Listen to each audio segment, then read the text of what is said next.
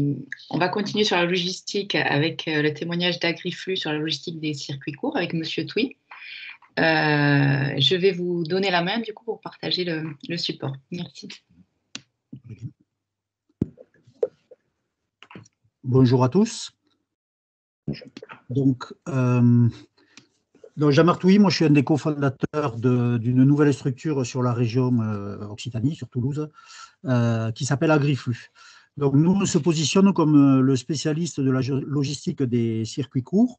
Donc les circuits courts dont on parle là, pour qu'on se comprenne bien, c'est tous les producteurs artisans ou petits industriels, ou éventuellement gros, mais surtout petits industriels, qui vont faire de la vente en B2B, et peut-être ultérieurement en B2C, mais ce n'est pas notre sujet pour le moment, de la vente en B2B, principalement à destination de magasins, de restaurants ou après de structures plus collectives et plus importantes.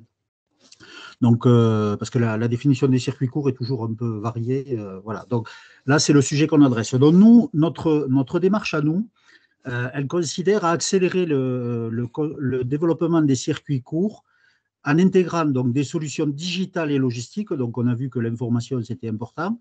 C'est une approche un peu innovante dans la manière de faire. Donc on est forcément, puisqu'on parle de circuits courts, on est sur une approche territorialisée. Et pour ce faire, on a mis en place des schémas qui intègrent à la fois les producteurs, les commerçants ou les clients, voilà, et des transporteurs. Et le tout avec les acteurs des territoires qui peuvent être des collectivités, des PAT. Enfin, il y a plein de démarches autour de cette logistique des circuits courts. Alors, en quoi c'est un problème, cette logistique des circuits courts aujourd'hui? Très clairement, c'est vraiment le facteur limitant pour le développement des circuits courts. Si vous prenez en France, alors le public dont je vous ai parlé, c'est 120 ou 130 000 producteurs ou artisans ou petits industriels en France. Il y a très peu de chiffres là-dessus, puisqu'en fait, c'est un marché qui est globalement assez peu connu. Nous, par les chiffres qu'on a, et principalement pour les petits producteurs, on a 80% des producteurs qui livrent eux-mêmes. Et je vais plus loin, il y en a même 75% de ces 80% qui n'ont jamais compté ce que ça leur coûte. Alors pour des industriels, où ça peut paraître un peu bizarre, mais aujourd'hui, c'est vraiment le point important au niveau des petits producteurs. Ce n'est pas tout à fait pareil dès qu'on s'adresse à des artisans ou à des industriels qui, eux, forcément, ont fait les calculs. Donc, en fait, il se passe deux choses par rapport à ces circuits courts aujourd'hui, c'est qu'il y a deux optiques. Soit ils le font de manière à ce que ça ne freine pas leur vente, c'est-à-dire en termes de rythme, de quantité livrée, de franco, voilà. Et ça, dans ce cadre-là, ça leur coûte très cher. Il y a des études qui montrent que pour certains petits producteurs, on est parfois jusqu'à 30 à 50% du prix de vente du produit. Et c'est des chiffres vrais, hein. C'est un peu surprenant, mais voilà. Et il se passe souvent aussi au niveau des producteurs, c'est qu'en fait, ils le font de manière inverse, c'est-à-dire ils le font de manière économique pour eux, c'est-à-dire par rapport au temps que j'ai, par rapport à mon camion, par rapport à mes tournées, je me limite à un nombre de magasins, à une quantité, tout ça, et ça freine énormément leur vente. Donc, c'est en ce sens que cette logistique est un facteur limitant. Et alors là, je ne vous parle pas aussi de l'empreinte écologique. C'est assez paradoxal, mais un petit cabécou de l'Ariège qui est livré avec un vieux camion pourri par paquet de 3 dans Toulouse, il est plus polluant qu'un fromage industriel qui descend du nord de la France pour être vendu à Toulouse. Alors, ça fait un peu drôle vis-à-vis des circuits courts, mais c'est malheureusement une réalité. Alors, pourquoi aujourd'hui, il n'y a pas d'offre de transport adaptée à ces producteurs, à cette échelle de livraison? Alors, pour qu'on se comprenne bien par rapport au schéma de tout à l'heure, là, on parle pour livrer en B2B, en circuit court, sur le type de clientèle qu'il y a, on est sur de la livraison de multicolis jusqu'à la palette. Alors, sur certains produits, on peut aller à plusieurs palettes, style fruits et légumes, les choses comme ça, mais on va être à la tonne ou en dessous de la tonne, quoi. Voilà. Donc, on n'est absolument pas dans des livraisons en quantité. Alors, les premiers problèmes sont liés, il y a quelques freins qui sont liés au colisage, à l'organisation des producteurs, des fournisseurs. Ça, c'est des choses qui peuvent se résoudre assez facilement. On est sur des flux très, très égrenés. Alors, il n'y a pas de chiffres là-dessus. Moi, je vais vous donner des chiffres que nous, on a réussi à récupérer. Si vous prenez, par exemple, sur Toulouse, 22 magasins Biocoop qui travaillent avec 350 producteurs, mais 200 actifs. Ça, nous, on a chiffré, c'est 50 000 livraisons individuelles par an. Alors, quand vous dites ça à des logisticiens, ils se grattent la tête, ils disent c'est pas possible. Voilà. On est sur des nombres de livraisons phénoménaux. Pourquoi? Parce que chacun fait la sienne dans son sens. Et la raison principale pour laquelle il n'y a pas d'offre de transport, c'est qu'aujourd'hui, personne n'a de vision globale sur qui vend quoi, à qui, quand et comment. Enfin, comment, c'est-à-dire température, emballage, tout ça. Or, si on veut mettre en place des circuits qui fonctionnent et qui soient économiquement valables, il faut massifier. Alors, massifier, ça ne veut pas dire que tout le monde livre dans une énorme centrale qui va redistribuer. Ça veut juste dire qu'il faut être capable que les producteurs, à leur échelle, soient capables de regrouper leurs flux et de les livrer de manière, ce qu'on vient de voir tout à l'heure, c'est-à-dire mutualisée, organisée. Donc, le problème, c'est que pour massifier, il faut savoir qu'est-ce qu'il y a à massifier. Et quand on traite là avec énormément de producteurs, alors pour ceux qui n'ont pas les chiffres, des producteurs qui font de la vente directe sur l'Occitanie, alors c'est très compliqué parce que vente directe, ça va de vente sur les marchés à B2B et avec des magasins, mais en gros, on peut estimer qu'il y a 5 à 6 000 producteurs sur Midi-Pyrénées qui travaillent, sur l'Occitanie, qui travaillent en vente directe.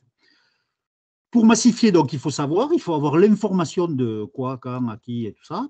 Et pour savoir, aujourd'hui, il faut digitaliser. Il faut avoir un système d'information numérique qui permet de globaliser l'information et qu'elle circule très vite et facilement.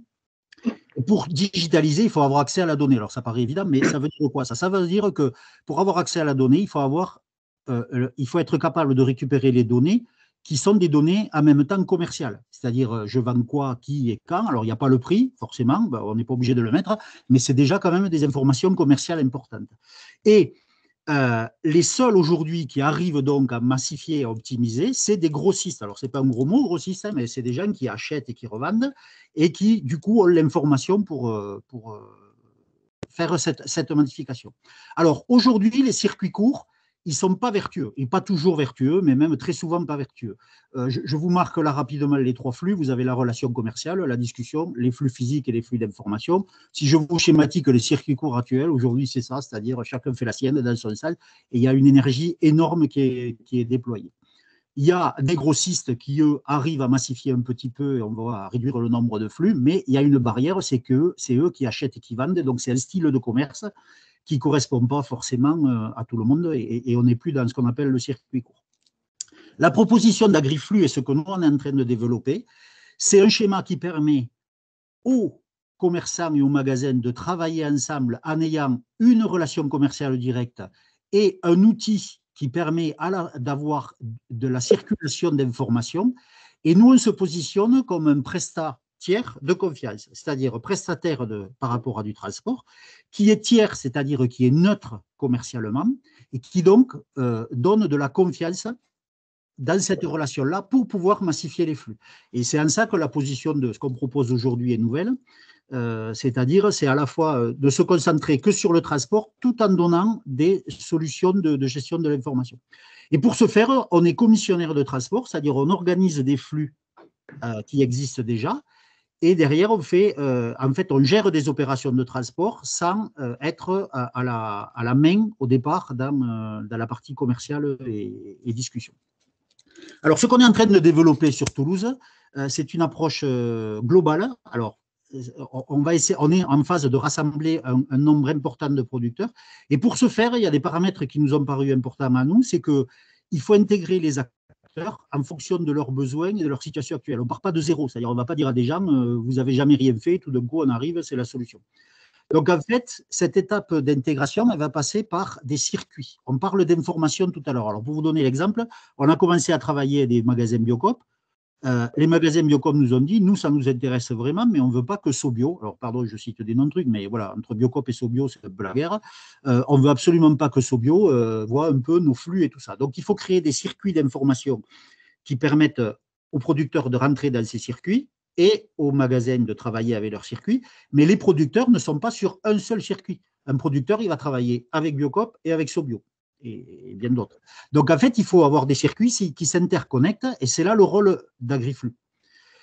Il faut fournir des outils de digitalisation. Alors, on parlait tout à l'heure de l'importance de l'information et de la cohérence. Alors là, on travaille avec des producteurs qui ont chacun leur système d'information, qui pour certains va du crayon à des ordinateurs et des téléphones très connectés. Donc, il y a une grande diversité. Donc, la solution, c'est de proposer une offre qui permet de digitaliser sans gêner la relation commerciale directe. Et c'est ce qu'on a mis en place avec un outil qui permet aujourd'hui de travailler sous une forme à la fois dans un circuit. Par exemple, les magasins Biocoop ont un outil pour commander à leurs producteurs, mais cet outil est utilisable par les producteurs pour travailler avec leurs autres clients qu'eux-mêmes. Vous voyez, donc c'est un peu l'originalité de la démarche qu'on a mis en place. Donc, ils respectent bien sûr la propriété de l'information, qui favorise la relation commerciale. Et nous, notre boulot, c'est de proposer des solutions logistiques qui vont devoir se monter progressivement parce que les producteurs ont déjà des choses en place. Du coup, quand vous allez proposer une offre logistique à quelqu'un, comme ça ne va pas être la solution universelle, imaginez un producteur qui livre sur Toulouse, mais un peu sur Carcassonne. Nous, on démarre sur Toulouse, donc on va lui proposer des choses sur Toulouse, mais pas forcément sur Carcassonne. Du coup, il va falloir que cette offre lui permette de rentrer progressivement dans ce circuit. Je vais essayer d'aller assez vite. La démarche de développement qu'on a mis en place, c'est donc créer un premier noyau d'utilisateurs, parce que quand on veut massifier, il faut avoir beaucoup de monde, mais pour pouvoir avoir beaucoup de monde, il faut avoir une offre déjà. Donc, c'est un peu le chien qui se mord la queue. Donc, nous, on a commencé avec le réseau Biocoop à créer un premier travail avec eux, qui n'est pas exclusif, mais qui permet de créer un premier noyau de producteurs qui nous permet déjà de rassembler des producteurs. Alors, en gros, rassembler, ça veut dire quoi? C'est des producteurs qui veulent être ramassés ou livrés, il y a différentes options, mais le même jour pour être regroupés sur une plateforme pour faire du cross-dock. Et là, ça va être réparti par magasin. Et donc, on va pouvoir livrer des palettes dans les magasins qui vont regrouper 4, 5, 6, 10 producteurs selon les volumes. La démarche, donc, c'est bien sûr de recueillir la donnée digitalisée. Alors ça, pour des entreprises plus importantes, ça paraît évident, mais à l'échelle où on est là, c'est vraiment le cœur du moteur de ce qu'on a mis en place. Et puis derrière, structurer ces offres de transport, c'est-à-dire monter, ça c'est le rôle de commissionnaire, monter des offres de transport adaptées à ces schémas-là. Et puis après, monter en puissance pour arriver à avoir des flux. Donc, en fait, aujourd'hui, on a démarré sur Toulouse, c'est assez récent, donc on ne va pas dire qu'on est les champions du monde, loin de là. On a démarré avec un premier pool de producteurs. D'ici 2021, on aura fait à peu près la preuve que ça marche et on est déjà en très bonne voie parce qu'on se rend compte qu'il y a une vraie attente de la part de ces clients-là. Pour l'anecdote, on a fait un mail, on a fait un questionnaire d'information aux 350 producteurs Biocoop. On a eu 230 réponses avec 15 minutes de réponse par questionnaire. Donc, c'est vrai que la logistique est vraiment un sujet qui chatouille et qui gratouille. Ce qui est important, c'est que ce qu'on est en train de mettre en place, ça sera rentable qu'avec des volumes importants. Pour le dire simplement, pour être efficace pour les petits, il va falloir être gros. Parce que la valeur ajoutée, quand on fait de la logistique, elle est faible et il faut vraiment brasser du monde. Et puis surtout, il faut faire évoluer le modèle et les outils en fonction des besoins des gens. Il n'y a pas de solution miracle, puisqu'on va travailler avec des gens qui ont des modes de fonctionnement diverses et variées. Et au niveau des transporteurs, c'est aussi le cas, notamment dans la partie messagerie. Dans le transport et la messagerie, il y a encore beaucoup de transporteurs qui travaillent dans des modes un peu… On n'est pas dans le 5.0, là, on est dans le 1,2.0. Pour certains, même dans le 1.0. Voilà, donc c'était pour vous présenter un peu notre logique à nous et la démarche dans laquelle on s'inscrit, en espérant que ça vous amènera une expérience.